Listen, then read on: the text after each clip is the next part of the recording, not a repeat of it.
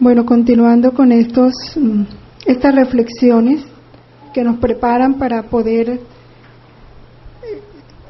analizar y meditar bien los mandamientos.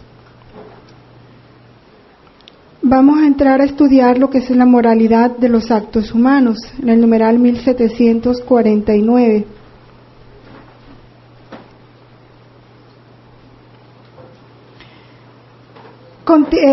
Es continuación de lo que veíamos, ¿no? Dice que la libertad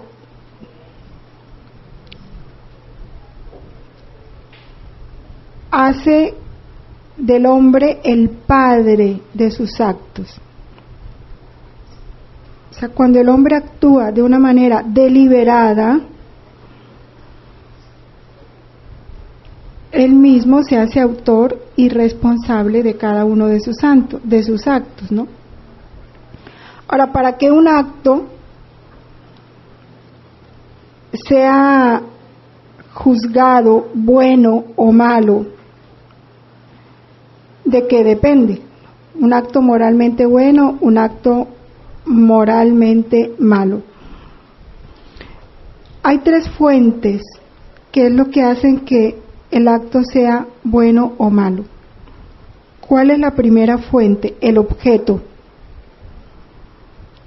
El objeto que se elige o el objeto hacia el cual tiende ese acto. Y decir que hacia el cual tiende el acto es el objeto hacia el cual tiende la voluntad. O sea, ¿qué es lo que la voluntad busca? Si el objeto es un bien, entonces hará que el acto sea bueno. Es una de las condiciones, no es la única condición. Por eso, ¿y cuál es el único bien? ¿Qué es lo que nos señala el único bien? La voluntad de Dios. Porque nosotros somos ciegos. El hombre, si su razón no está iluminada por la verdad de Dios, está en tinieblas. Entonces tiene una razón ciega, porque lo único que le da luz a nuestra inteligencia es la verdad de Dios. La verdad de Dios es luz. Si no hay esa luz, es como cuando a tus ojos le quitan o la luz interior o la luz exterior. ¿No ve? Y el que está ciego toma como bueno lo que es malo. Está expuesto a equivocarse muchísimas veces. Y es lo que está pasando el mundo de hoy y que nos lo veíamos al comienzo. La falta de conocimiento de Dios tiene al mundo en tinieblas. Entonces, el objeto. Tenemos que tener claro qué es lo bueno y qué es lo malo. Y no es el relativismo, no es lo que yo creo que es bueno. Porque no es lo que yo creo que es bueno, es lo que es bueno. El bien es bien en sí mismo. Y yo no puedo decir que porque para mí un veneno, hay un veneno, yo digo no, ese veneno es bueno, no por eso deja de ser veneno, es veneno. Y así yo lo tome como bueno, va a producir los efectos que tiene, es veneno y va a matar.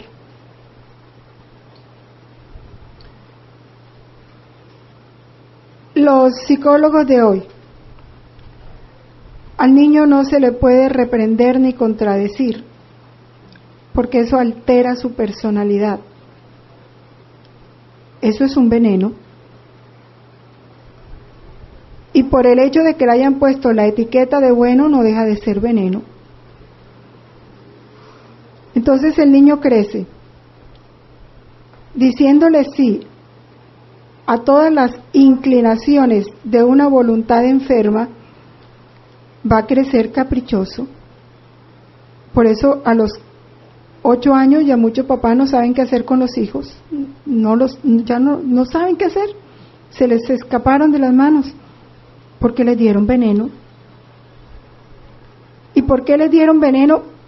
Creyendo que les estaban dando un buen alimento, porque no tenían la luz en su razón, no conocían la verdad de Dios en relación a la educación de sus hijos.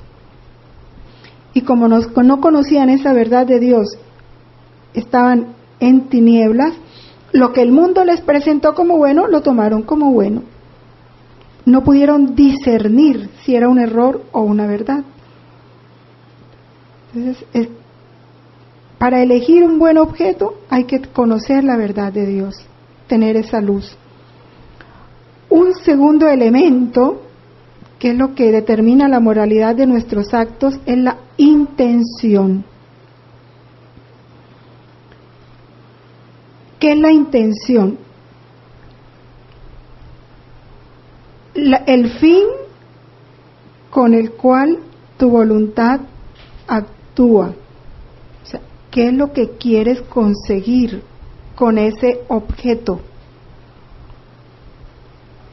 Apunta al bien esperado, el bien que tú esperas de esa acción que estás emprendiendo. Y se dice bien porque el hombre siempre busca el bien, es natural. El problema es que si está ciego va a tomar como bien lo que es un mal, pero lo toma como bien, como el ejemplo que les estaba dando. Entonces, la intención, ¿con qué intención actúas? Esa intención tiene que ir encaminada hacia un verdadero bien esperado.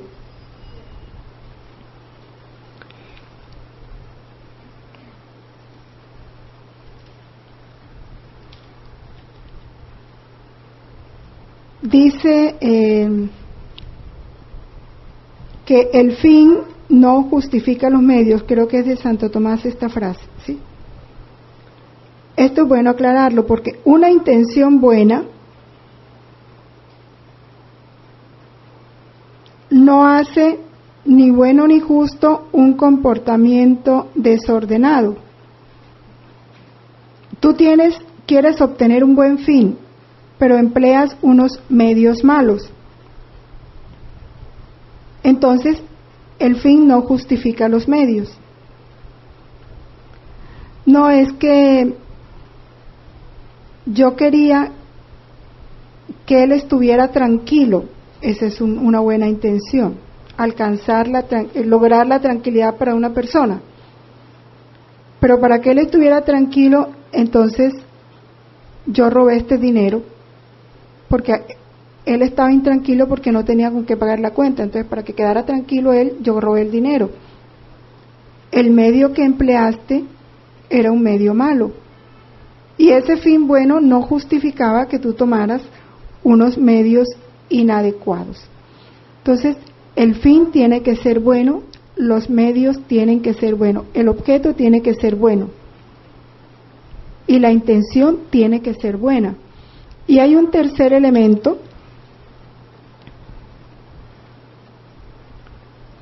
que es las circunstancias.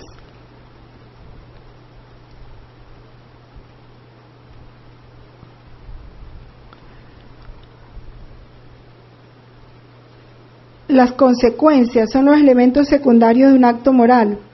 Eso contribuyen a agravar o disminuir la bondad o la malicia moral de los actos.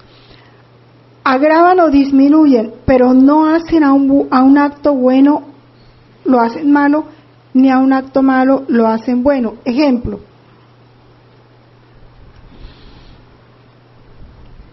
el robar de suyo es malo, sí, el acto mismo es malo. Las circunstancias, que se robó 1,000 pesos, bueno, robarle 1,000 pesos a un señor rico, no te da cárcel, ok. Atenúa, ¿no? Pero no hace al acto bueno. El acto de suyo es malo. No se le va a dar un castigo grande, pero el acto en sí mismo es malo. No va a quitar la maldad del acto porque solo haya sido 1,000 pesos o 50 centavos. ¿Sí? El acto de suyo es malo. Disminuye como la pena merecida por el acto en sí mismo. Lo hace menos grave, pero no lo hace bueno. Entonces, eso tenerlo muy claro. Porque a veces decimos, ay no, pero es que sí, no le damos importancia a la mentira, ¿no? Pero una mentira chiquita. Pues no, es mentira y es malo, punto. ¿Ya? Igual el robar, igual la crítica, el juicio. Dios dijo no juzgar, o sea, no te metas a suponer la intención que el otro tiene en el actuar. Ese es el juzgar. Yo afirmar sobre una intención que no conozco. Yo puedo ver el acto, pero no sé con qué intención lo hace. Juzgar es meterme en la intención. Hizo esto por tal cosa. Ahí estoy juzgando. Y Jesús me dice, no juzgues. Ni en lo pequeño, ni en lo grande. Entonces, lo malo es malo. Por eso las circunstancias no pueden modificar la calidad moral de los actos. No pueden hacer ni buena ni justa una acción que de suyo es mala. Atenúan las consecuencias, pero lo malo es malo y lo bueno es bueno. Y esto va contra el relativismo que ahora hay, de que cada uno se hizo juez de lo bueno y de lo malo. Entonces, que eso no es malo, no es que no, yo lo cogí porque lo necesitaba, eso no es malo, porque yo lo necesitaba, no. El fin era satisfacer una necesidad, el fin de suyo no es malo, pero los medios que empleaste sí son malos. Entonces, la acción es mala. Entonces, eso tenerlo porque ahora hay mucha confusión en ese sentido. Algo que hace poquito comentaba, pero que es un sentir muy general, ¿no? Ahora con lo del aborto. Solo Dios es el dueño de la vida. Solo Dios determina quién nace, cuánto dura en este mundo y por qué medio se va. ¿A qué horas, en qué momento? Solo Dios, no le toca al hombre. ¿Ya? Cuando el hombre se ha puesto por sí mismo a determinar quién nace y quién no nace, después de haber sido concebido por Dios, porque es que el alma es Dios mismo quien la crea en el momento, y Dios mismo es el que hace que se conciba una persona, ni siquiera la pareja. La pareja no puede decidir cuándo va a concebir, no. El que hace que las dos células se unan es Dios, nadie más. Luego, si Él en su sabiduría infinita determinó una concepción, la concepción de una criatura, Él tiene un propósito y ahí nadie tiene por qué meterse. Entonces el hombre, no que las leyes del aborto en algunos casos, cuando hay violación, cuando hay deformación congénita, entonces sí, no. ¿Con qué fin? Si el único que conoce el fin de esa concepción es Dios, tú no lo conoces, entonces ahí el hombre está tomando decisiones que no le corresponden, ¿sí? Por medios que no son, o sea, el homicidio es un homicidio, está claro, no hay de otro. Nada justifica un aborto, nada. y ya es ley divina. Ahí el hombre no puede meterse.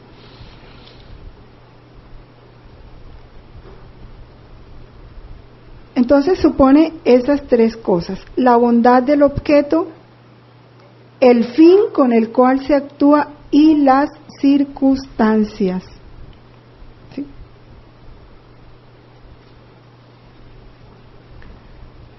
Una finalidad mala corrompe una acción buena. Tú das limosna, sí, pero si das la limosna para ser visto por los hombres, para ganarte votos para tu carrera política, para ganarte la confianza de esa gente, ¿cuál es tu intención? El acto en suyo es bueno, el objeto, ¿no? Dar limosna es bueno, pero ¿cuál es tu intención? Si tu intención no es manifestarle a Cristo presente en ese hermano su amor, tu amor por él, si esa no es tu intención, es malo. Si te estás buscando a ti mismo en esa limosna, es malo el acto. ¿Sí?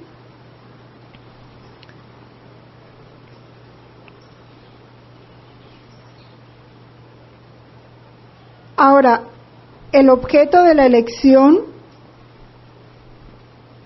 por sí solo puede viciar el conjunto de todo el acto. ¿Cómo así? Hay actos que siempre es un error elegirlo. O sea, lo que es pecado. Fornicación es malo. La unión sexual del hombre y la mujer fuera del matrimonio es mala. Así sea que se amen mucho, así sea que lo hicieron sin pensarlo, así sea, lo que sea, ya, el acto de suyo es malo. Igual el adulterio. Ni con el pensamiento, Dios no lo permite ni con el pensamiento. La fidelidad en la pareja tiene que ser íntegra, interna y externa. Así lo pide Dios. Solo que esto no se, ni se enseña, ni se dice, ni nada. Entonces, les parece que porque no los vieron ya son fieles, o porque no hicieron el acto concreto ya son fieles. No, Jesús dice, ni con el pensamiento.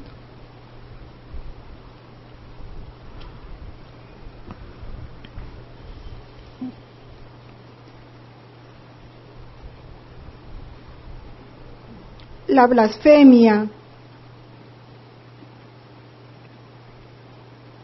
el perjurio, o sea, el juramento en falso, el homicidio, el adulterio, nada de eso es bueno. Por sí mismos, independiente de las circunstancias y de las intenciones, son gravemente ilícitos. Todo lo que es pecado mortal es ilícito. Nada lo justifica, nada.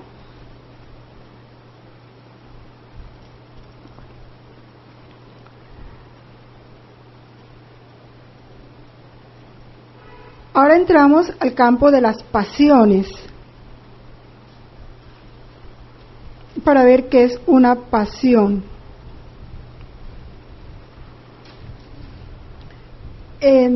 Aquí esto es importante, no olvidemos el hombre llamado a la bienaventuranza, ¿no? O sea, la felicidad. Todo lo que aquí se dice está orientado a eso.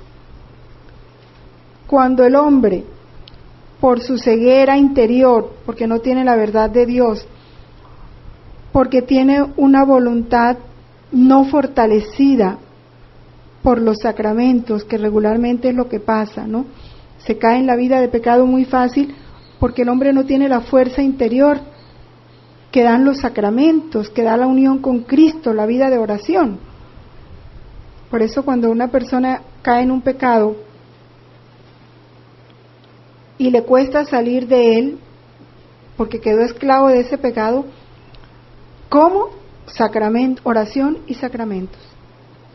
Así se tenga que confesar diariamente, confiésase diariamente y ore. Solo Cristo le puede dar la libertad verdadera para salir de ese pecado.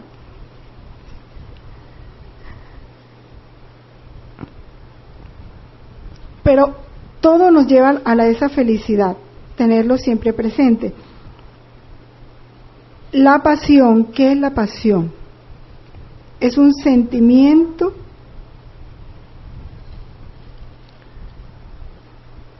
son emociones, son impulsos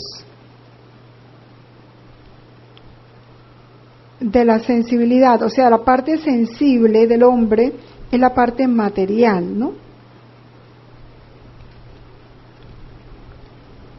Y coge la parte psicológica, que lo inclinan a obrar o no obrar en razón de lo que él en ese momento está tomando como bueno o malo. La pasión en sí misma no es ni buena ni mala. Otros la definen la pasión como una inclinación fuerte, ¿sí?, hacia un objeto, un sentimiento que domina la razón y la voluntad hacia un objeto determinado. Entonces, la pasión no es ni buena ni mala. ¿Qué es lo que hace que una pasión sea buena o mala? El objeto hacia el cual tiende. El odio no es ni bueno ni malo. Depende de lo que odies. Si odias el pecado, es muy bueno. Si odias con pasión el pecado, o sea, ese horror al pecado, ese apartarte del pecado con toda la fuerza de tu inteligencia y de tu voluntad y de todo tu ser, no es malo. Pero si tú odias al que te hizo mal, es malo. Porque entonces todo tu ser va a tender no solo a apartarte de esa persona, sino a desearle el mal, a desear que desaparezca, que lo destruyan. Eso sí es malo. ¿Cuál es el objeto de tu pasión? Es lo que hace que la pasión sea buena o mala. Si tú amas con pasión a Dios, muy bueno. Si tú amas con pasión el bien, muy bueno. Si tú te apasionas por la verdad de Cristo, muy bueno. Pero si tú amas con pasión el dinero, no es bueno. Te apasionas por el dinero, es malo. Si te apasionas por la fama, adquirir fama y que todo el mundo te aplauda y por donde pases todo el mundo te conozca, está malo. ¿Cuál es el objeto de tu pasión? Es lo que hace que la pasión sea buena o sea mala. La principal pasión es el amor. Dice el Catecismo en el numeral 1375, el amor causa el deseo del bien ausente y la esperanza de obtenerlo. Causa el deseo del bien ausente. Tiendes hacia un bien que no tienes, pero que lo quieres tener. ¿Dónde está el problema? ¿Qué tienes como bien? Y volvemos a lo de antes. Tenemos que orientar cuál es el bien para mí. Y para nosotros, los cristianos, solo debe haber un único bien, Dios.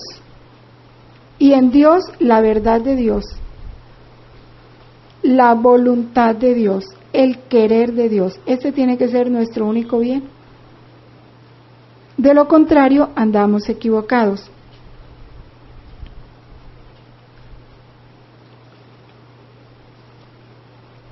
Ahora, todas estas, que esta es otra cosa bien importante y lo dice el numeral 1762, las pasiones o sentimientos, que es como dijéramos el paquete con que el hombre viene al mundo, que es lo que uno va experimentando en la medida que desarrolla su vida,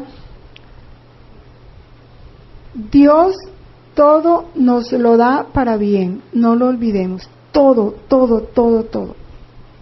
Las mismas cualidades naturales, la misma parte física, todo en nosotros Dios lo ha dispuesto para el bien, para que alcancemos esa bienaventuranza eterna.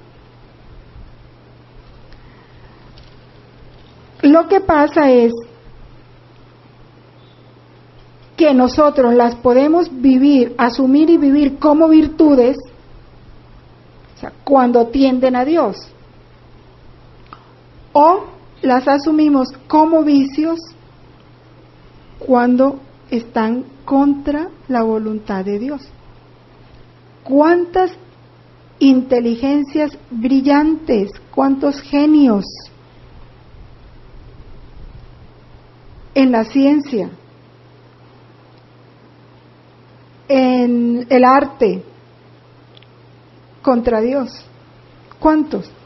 Y son dones que Dios les dio para alcanzar la felicidad eterna. Les dio para que se unieran a Él y compartir todo lo de Dios. Para eso se los dio.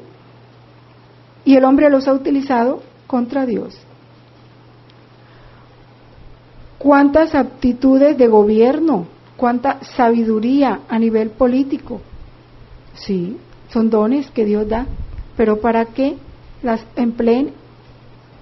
Para la gloria de Dios, para el bien de las almas, para su felicidad eterna. Son utilizadas para el mal. Entonces, pudiendo ser virtudes, se convierten en vicios. ¿Quién es el que determina eso? El mismo hombre. Muchas veces por la ignorancia de ¿qué? De la verdad de Dios. Conociendo la verdad de Dios hubiera podido hacer las virtudes, pero se han convertido en vicios. De ahí la importancia del conocimiento.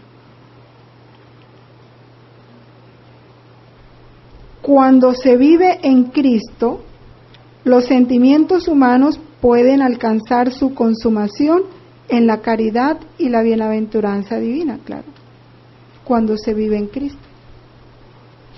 Aún lo que pudiéramos nosotros llamar, o que no pudiéramos llamarnos lo que nosotros de suyo llamamos torpeza, idiotez. Y tenemos en la historia a San Cupertino, un hombre torpe, no solo intelectualmente, en su misma motricidad, en su mismo comportamiento. No era útil para nada. Pero lo que Dios le dio, que fue el amor, esa pasión por la verdad de Dios y por el conocimiento y la gloria de Dios, lo utilizó como debía utilizarlo. Y hoy es un gran santo. Que el mundo hubiera podido considerar un inútil, incapaz de nada, ese no va a llegar a ninguna parte, hoy es un gran santo. Porque todo lo ha, incluso su misma torpeza, la dispuso Dios para glorificarse en él a través de eso. Entonces todo en nosotros lo ha dispuesto Dios para esa felicidad de todo. Las carencias y lo que tenemos y lo que no tenemos. Todo es para su gloria y para nuestra felicidad eterna. Por eso el hombre tiene que tender siempre hacia Dios. Como dice el Salmo 84, mi corazón y mi carne gritan de alegría hacia el Dios vivo. De esta moralidad de los actos, entonces se va formando en el hombre la conciencia moral. Y qué importante es esto, de formar la conciencia.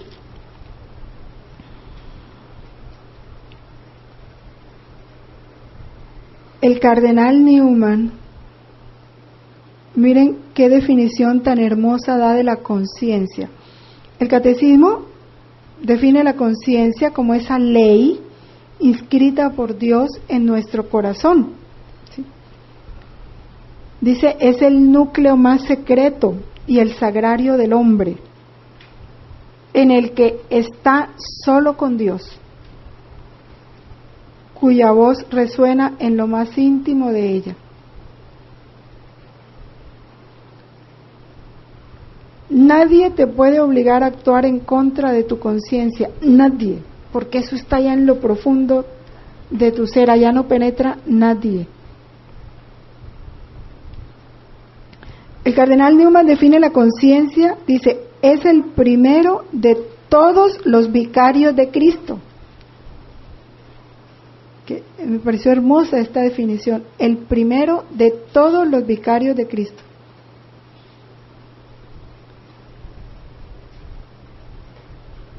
Por encima del Papa, ahí está tu conciencia, ahí. ¿Sí? Antes que nada, Dios te está hablando ahí, en tu conciencia. Ahí te corrige, ahí te enseña, ahí nos hace sentir cómo estamos frente a Él.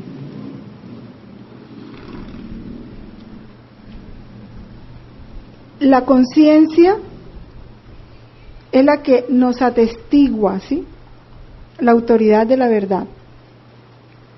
Y por eso es tan importante la formación de la conciencia. La conciencia es la que nos hace asumir la responsabilidad de nuestros actos. La conciencia es la que nos dice qué está bueno y qué está malo. Lo vemos en un niño.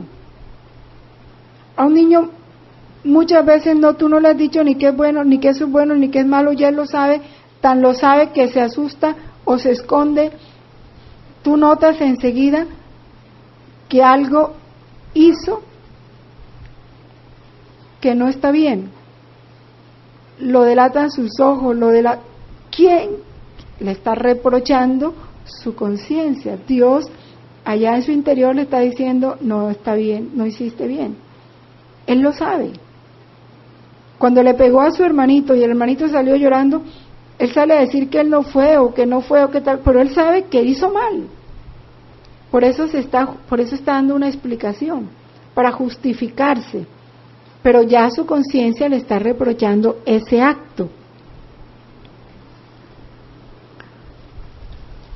Por eso la formación de la conciencia y la dignidad de la persona implica y exige la rectitud de la conciencia moral. Exige esa rectitud, implica. No podemos decir que es una persona digna cuando tiene una conciencia mal formada. ¿Sí? No es digna, porque no está expresando con su vida la verdad de Cristo. Nuestra dignidad va en relación a nuestra imagen y semejanza de Dios. Eso es lo que tenemos que reflejar, que quien vea a nosotros, vea a Cristo actuar en nosotros. Ahí está nuestra dignidad. Y eso exige e implica una conciencia recta, desde el punto de vista moral. Y esta conciencia recta es lo que nos hace ser prudentes, ¿sí? El numeral 1780 lo dice bien. La verdad sobre el bien moral declarada en la ley de la razón es reconocida práctica y concretamente por el dictamen prudente de la conciencia. Se llama prudente. ¿Quién es un hombre prudente? Al hombre que elige conforme a este dictamen o juicio de la conciencia. El hombre no debe ser obligado a actuar contra su conciencia, que hoy eso está pasando, ¿no? Por eso hay que formar la conciencia y esclarecer el juicio moral. Yo insisto en que nadie puede obligarnos a actuar contra nuestra conciencia, nadie. Pero eso se logra cuando yo sea verdaderamente libre.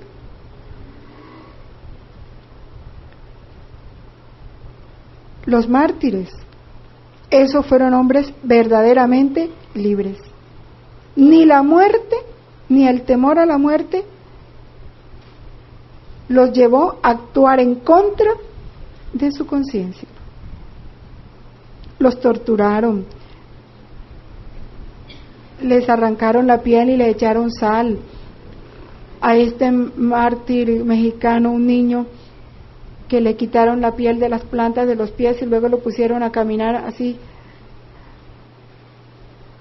Y nada le impidió gritar, ¡viva Cristo Rey! ¡Viva Cristo Rey!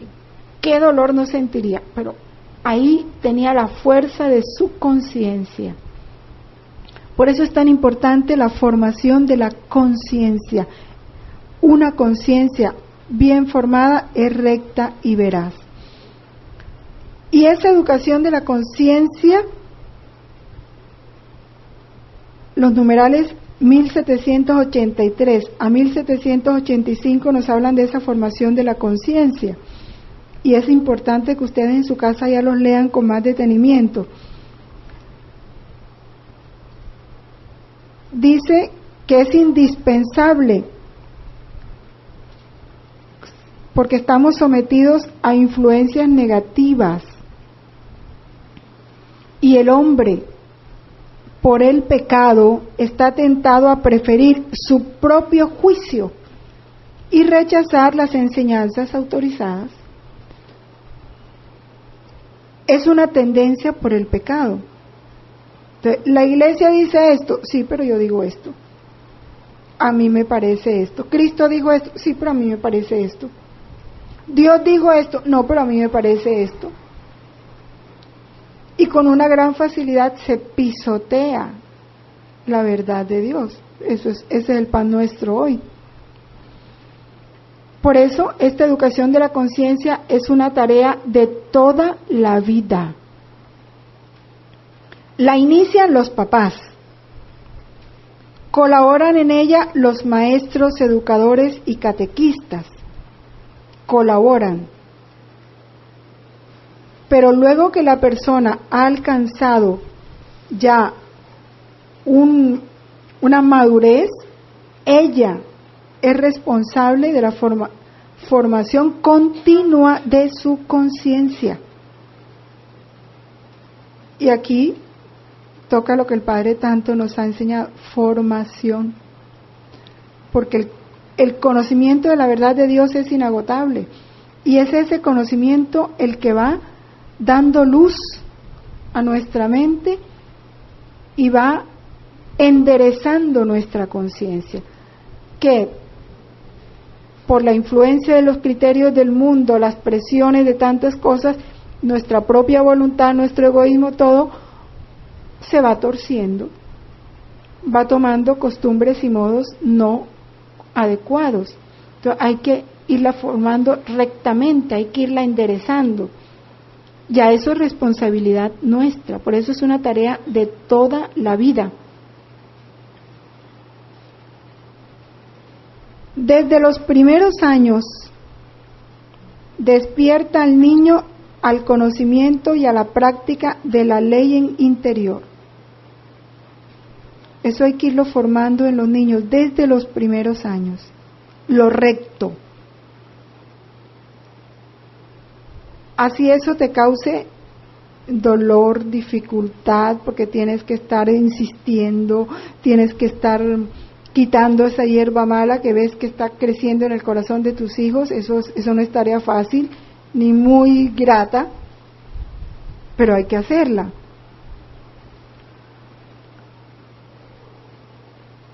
Una educación prudente enseña la virtud, preserva o sana del miedo, miedo a que se rían, miedo a que se burlen, miedo a que te regañen. ¿Sí? Ay, que si devuelvo lo robado, entonces, ¿qué importa? Pero mejor es que lo devuelvas y te aguantes un regaño a que te quedes con lo robado. Que si yo le pido perdón, se va a burlar de mí, ¿qué importa que se burle? Pero mejor es que reconozcas tu falta a que te quedes como si nada mal hubieras hecho, ¿no? Ir formando ese superar el miedo, que ese miedo es fruto de la soberbia, ¿sí? De yo no querer quedar mal, de no querer que me vean que fallé, que no querer que reconozcan que me equivoqué, del egoísmo y del orgullo, de los sentimientos insanos, de culpabilidad también, para evitar los escrúpulos, ¿no? Y los movimientos de complacencia interior, vanidad, presunción, todo eso hay que irlo corrigiendo. Porque la educación de la conciencia es lo que garantiza la verdadera libertad y engendra la paz del corazón.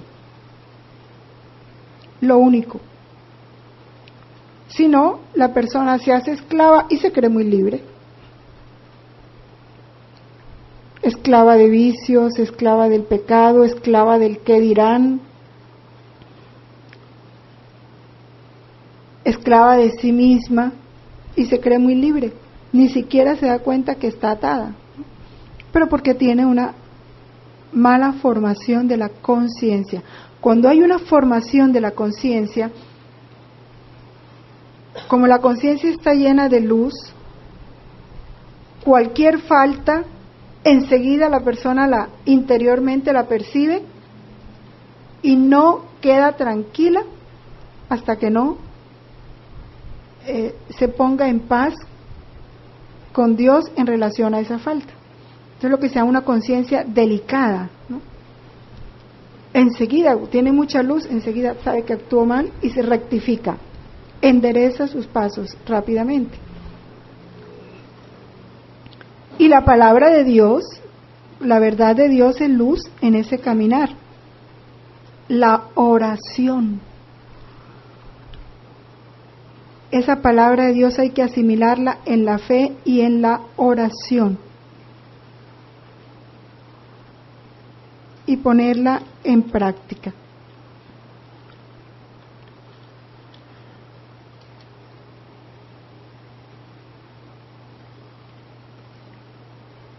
Una conciencia mal formada llega a juicios erróneos.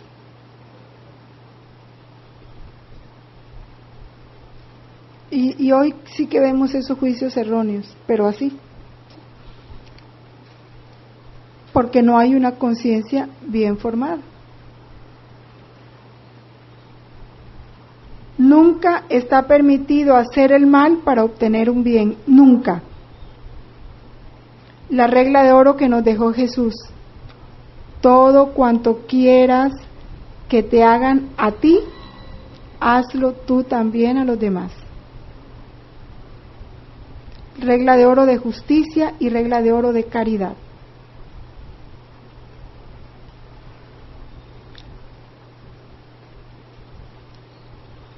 Lo bueno, ¿qué es hacer lo bueno? No hacer cosa que sea para tu hermano ocasión de caída, de tropiezo o de debilidad. San Pablo lo dice: si esto es bueno para ti, pero tú sabes que va a escandalizar a tu hermano, no lo hagas.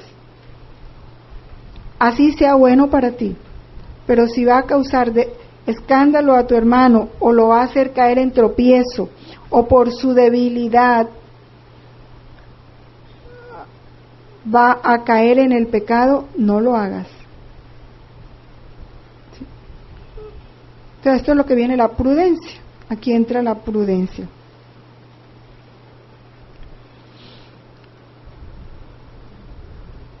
Por una mala formación de la conciencia, decíamos, viene un juicio errado, cuando hay ignorancia. ¿Sí? Son cosas que ya habíamos. La ignorancia es causa de muchos errores, por eso el conocimiento es importante. Las virtudes, ya veíamos, ¿no? Todos los sentimientos y tendencias en nosotros pueden convertirse en virtudes o en vicios. ¿Qué es una virtud? Es un hábito bueno, es una disposición habitual firme para hacer el bien, firme. La virtud no es de un día sí y otro día no. Si un día eres paciente y otro día eres impaciente, todavía no tienes la virtud de la paciencia. Si un día haces actos de humildad y otro día actos de humildad y otro día actos de humildad, pero otros días actos de soberbia, todavía no eres humilde. Por eso la virtud es una disposición habitual, o sea, permanente. firme para hacer el bien.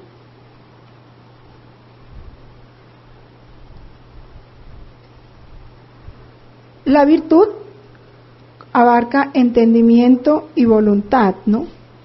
Porque esas son las dos facultades que regulan nuestros actos.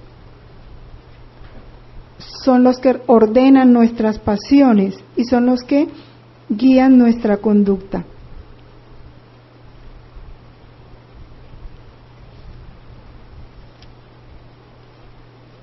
Hay virtudes humanas,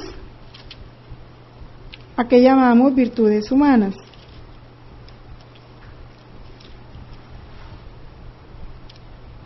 Son esas actitudes naturales, firmes, unas perfecciones habituales que dan facilidad, te dan dominio y gozo para realizar el bien.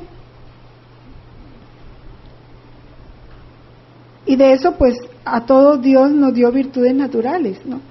Hay unas personas que tienen naturalmente la virtud del servicio, naturalmente son pacientes, naturalmente son, ¿sí? Y desde niño se ve brotar esas virtudes, esas cualidades que Dios coloca en el corazón del hombre y que hay que cultivar. Las virtudes morales, las naturales, vienen con la persona. Las morales se adquieren mediante el ejercicio.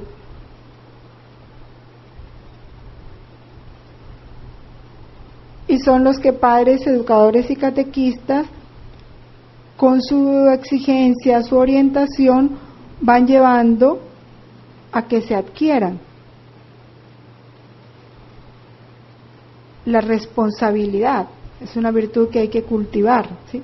La sinceridad, la honestidad, son virtudes que si no vienen con la persona se van a ir adquiriendo y es un deber cultivarlas de parte de los que tienen bajo su responsabilidad la formación y ya en cada uno cultivarlas también a nivel personal.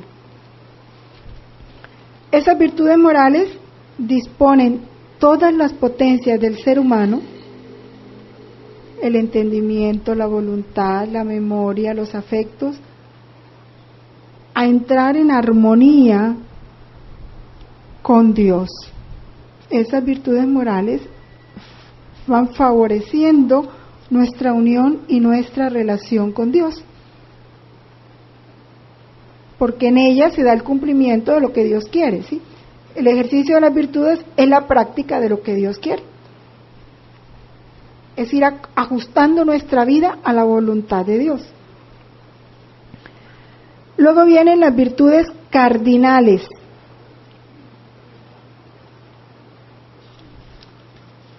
¿Cuáles son las virtudes cardinales? Se llaman cardinales porque forman como el eje de todas las virtudes, desempeñan un papel fundamental. Todas las demás virtudes se agrupan en torno a estas 4 virtudes cardinales. ¿Cuáles son las 4 virtudes cardinales? La prudencia, la justicia, la fortaleza y la templanza.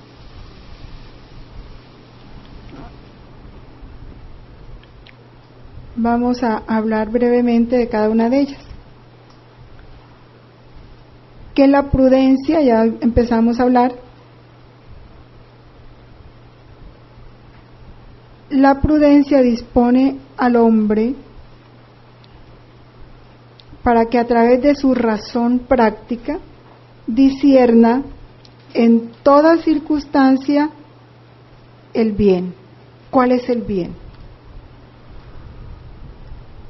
Y se disponga a él por los medios justos. Por los medios justos.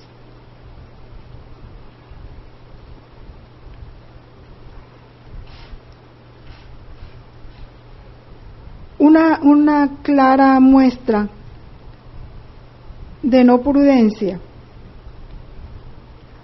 Hay un alto índice de niñas embarazadas, desde 12 años, 13 años, estadística del DANE, un alto índice. ¿Cómo solucionamos este problema? Vamos a dar una educación sexual, que se repartan dispositivos y anticonceptivos en todas las escuelas, obligatorio en todas las escuelas la píldora del día siguiente, para que nadie quede embarazado. Eso es prudencia. Pero supuestamente eso es lo que es ahora el medio más adecuado, ¿no? Para lograr un bien. Nada que ver. Mientras, bueno, hay un gran índice de embarazo en niñas que está pasando, hay un desorden. Bueno, vamos a educar, a dar la verdadera educación del respeto al cuerpo, el amor a la pureza, buscar los medios para que los niños amen y respeten su cuerpo y busquen la pureza, y tengamos mártires como Santa María Goretti, como Santa Inés, que fueron capaces de dar la vida antes de dejar mancillar su cuerpo. Bueno, esos sí son los medios adecuados, no estos otros. La justicia, ¿en qué consiste? En la constante y firme voluntad de dar a Dios y al prójimo lo que le es debido. Justicia con Dios, darle gracias siempre y en todo momento. Justicia con Dios, trabajar para su gloria. ¿Sí? Justicia con Dios, darle lo que Él merece, lo divino. Le pertenecemos. Eso es lo justo. Así como un administrador de una finca, ¿qué es lo justo? Pues que le entregue los productos al dueño. Ese es lo justo. Esa es su justicia con el dueño. Bueno, nosotros somos administradores de las riquezas de Dios. Entonces, lo que Él nos ha dado como riqueza, los frutos, ¿a quién le tocan? A Dios. Por eso todo para la gloria de Dios. Esa es la justicia con Dios. Y con el prójimo, amarlo como Dios lo ama. Esa es la justicia que Dios nos dio con el prójimo. La fortaleza asegura en las dificultades la firmeza y la constancia en la práctica del bien. Muy importante. La fortaleza es esa virtud que en los momentos difíciles, la fortaleza brilla en los momentos de dificultad. Nos da esa constancia y esa firmeza para permanecer en el bien. Por encima de persecuciones, por encima de críticas, por encima de burlas, por encima de ataques, por encima de propuestas inadecuadas, pero que me favorecen a mi situación, pero son inadecuadas, la firmeza para permanecer en el bien. Y la templanza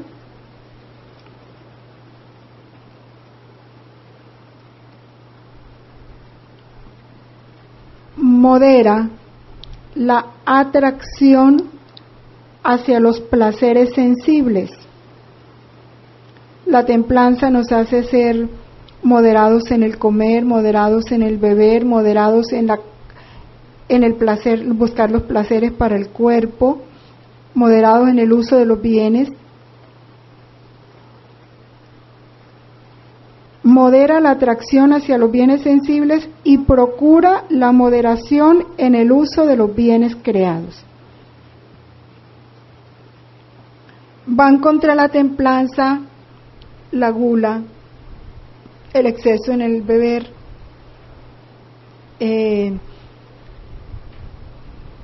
la opulencia en el manejo de los dineros, el derroche de dinero en lujos, en excentricidades, ¿sí?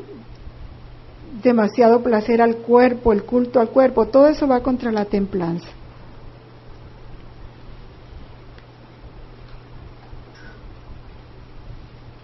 Las virtudes morales crecen mediante la educación con el esfuerzo perseverante. La gracia purifica y eleva las virtudes morales. Las virtudes cardinales son fruto de la acción divina, ¿sí? Las cardinales son don de Dios al alma. Recuerden que en el bautismo, al darnos el Espíritu Santo, vienen con él todos, los dones, los frutos, las virtudes. Y las virtudes teologales se llaman teologales porque precisamente su fuente está en Dios y el fin de esas virtudes es Dios, que son la fe, la esperanza y la caridad. Están en relación con la Santísima Trinidad, van dirigidas a ella. El origen es Dios, el motivo es Dios, el objeto es Dios.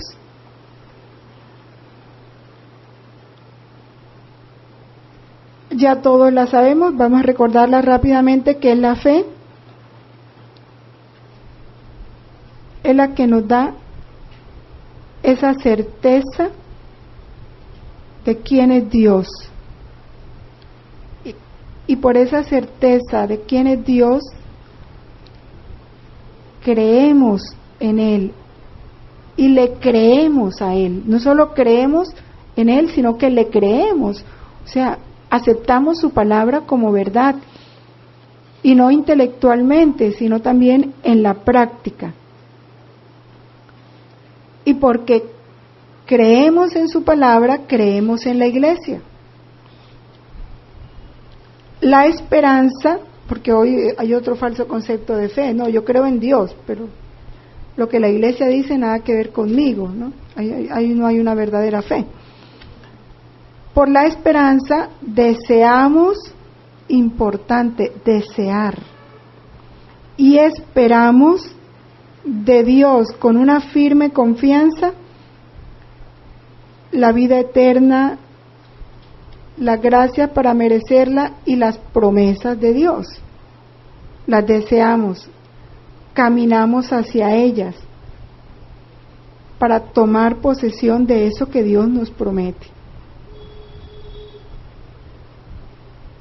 Y la caridad es el amor a Dios sobre todas las cosas y al prójimo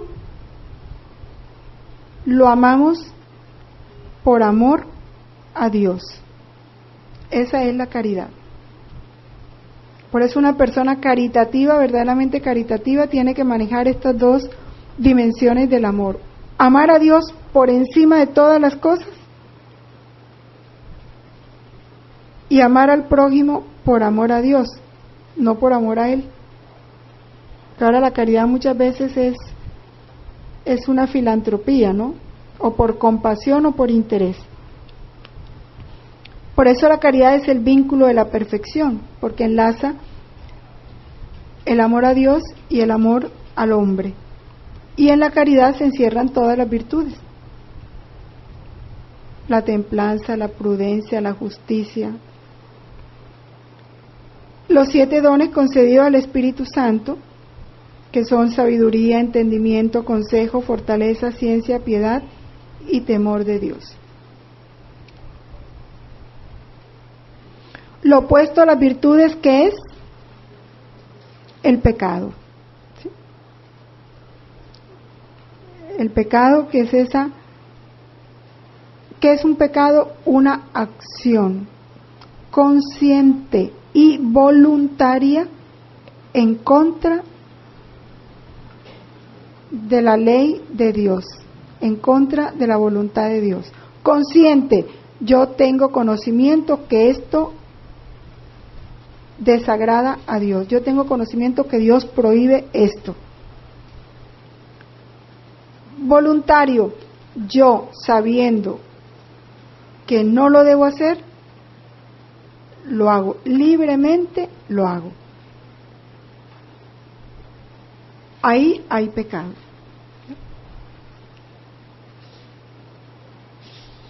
Lo de antes, que yo no sabía, pero tenías obligación de saberlo. Y tenías los medios para haberlo sabido. Pero como nunca quisiste estudiar el catecismo, nunca quisiste ir a la iglesia, nunca quisiste, entonces es una ignorancia culposa.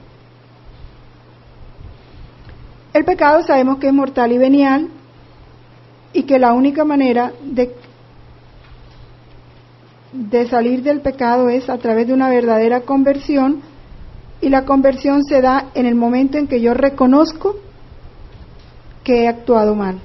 Ahí empieza la conversión, el reconocimiento de mi pecado con humildad y el acercarme al único, porque el pecado, el Evangelio de mañana es bien bueno para meditarlo, la curación de un leproso.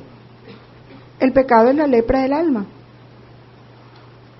Lo horrible que es la lepra física, mucho más multiplicadamente al infinito es el pecado en el alma. Y el horror que causa un leproso a nosotros es nada en razón de lo que es un alma en pecado frente a Dios.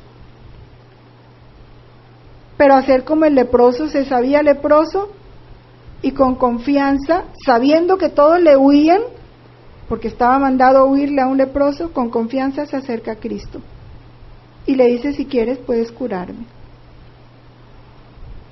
Eso es el alma, saber que el único que lo puede sanar es Cristo, y con confianza se acerca a Él para ser sanado de su pecado. Y Cristo le dirá como al leproso: quiero, queda limpio. Entonces, para poder vivir una verdadera vida en Cristo. Entonces, esto fue visto rápidamente. Yo les invito en su casa retomar los numerales desde el 1700. A ver, les digo 1691, ahí empieza esa tercera parte,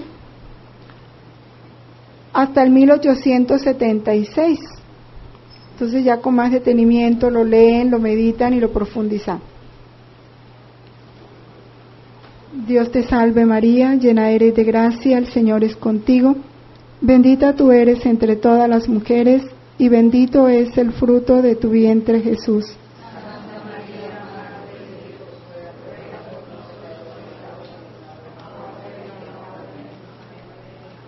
Gloria al Padre, al Hijo y al Espíritu Santo.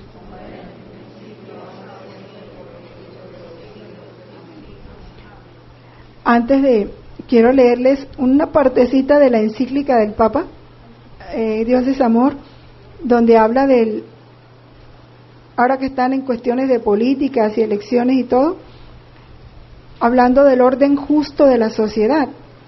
Dice: el orden justo de la sociedad y del Estado es una tarea principal de la política. Un Estado, ya sabemos lo que es la justicia, ¿no? Dar a Dios y al prójimo lo que se merece. Un Estado que no se rigiera según la justicia se reduciría a una gran banda de ladrones, dijo una vez Agustín.